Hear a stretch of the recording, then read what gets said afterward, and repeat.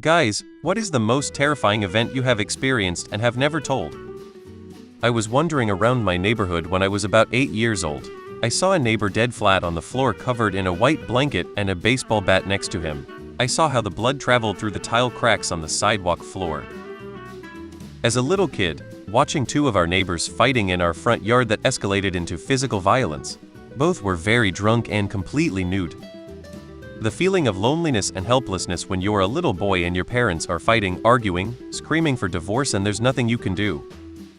Scariest for myself would be when I was hanging out with a guy who did a lot of sketchy stuff.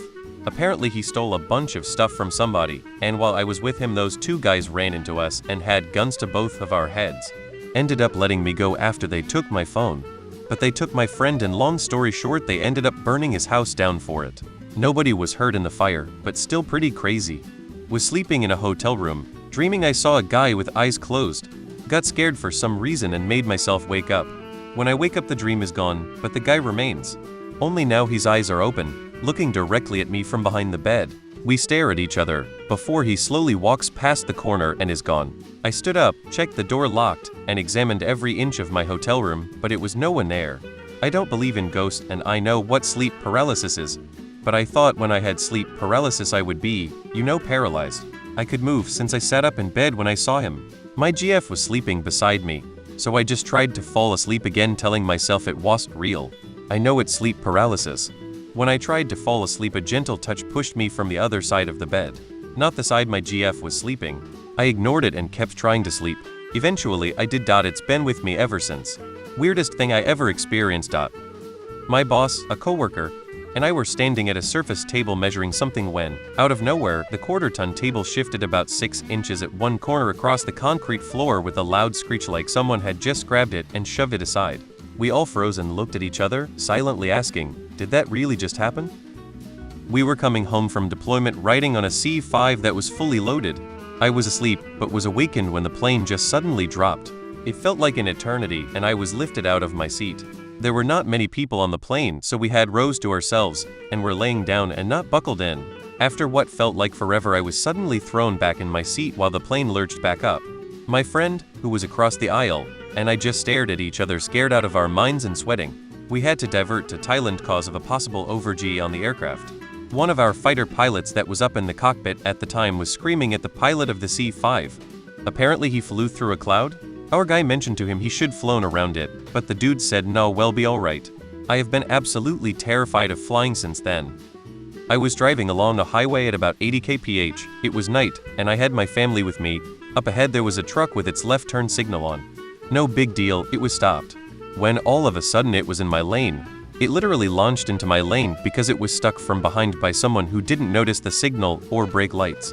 I freaked out, and in the split second I thought about my wife and kids and also panic swerved right, and instantly left, as I remembered that the ditches here were 8-10 feet deep. How we remained upright, I still have no idea. I do know that on our first swerve 2 wheels left the ground, because when they slammed back down I thought we had hit the truck. In the end, my family was completely unscathed. The truck people were sore and shaken up, and while I don't remember much about the rear ender I do remember them walking around and apologizing. I was at FOB Falcon, Iraq and due for mid-tour leave. I was watching the Black Hawk come in to pick me up so I could start leave and we took indirect fire and it hit pretty close to the helipad. The chopper took off and I was equal parts scared and sad.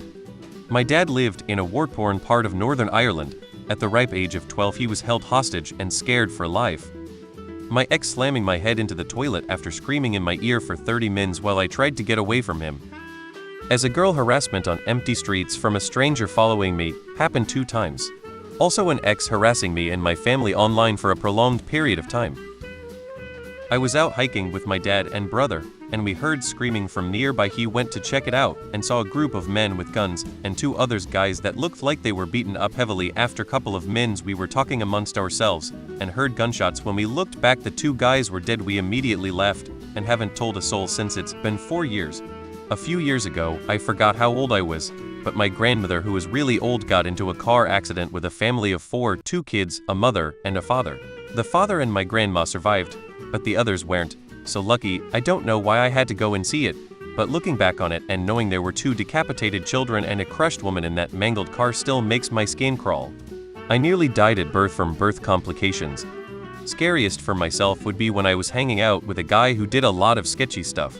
Apparently he stole a bunch of stuff from somebody, and while I was with him those two guys ran into us and had guns to both of our heads. Ended up letting me go after they took my phone. But they took my friend and long story short they ended up burning his house down for it. Nobody was hurt in the fire, but still pretty crazy. My uncle was in 911 and he was in the lobby. While he was waiting he did a walk around the place. Then a massive crowd of people came running down in the thousands. His finger was crushed and had to get surgery. I have never told anyone the whole extent of a sexual assault that I experienced in my early 20s, not sure I ever will. I was 16 years old and just moved to a city from a small town. I had learned how to take the bus and was at a bus stop waiting to go to the house of a friend I had met at my new school. A man approached me and asked me where I was going and offered me a ride as he was going that way too. I refused several times, but he was persistent. I was a small town girl and not socialized to say no to adults. I got in his truck. On the ride, he told me he was a locksmith. It turns out he was the locksmith who had recently worked on the doors of the apartment where my mom and I lived. As we were on the street where my friend lived, he stopped and asked if it was okay if he took some pictures of me. I got out of the truck and ran. I truly have never told anyone this, because I realized while I was doing this how foolish it was. I am not positive what this was escalating to, but I know I'm incredibly lucky that nothing happened to me, especially with the knowledge that this man knew where I lived. I took an acquaintance to a known drug house and waited in my car. A couple scary-looking dudes surrounded my car and took me into the house. I was held at knife point and questioned for about an hour. They thought I was an undercover cop and had a wire on me. I was 16 back in the early 80s when it happened.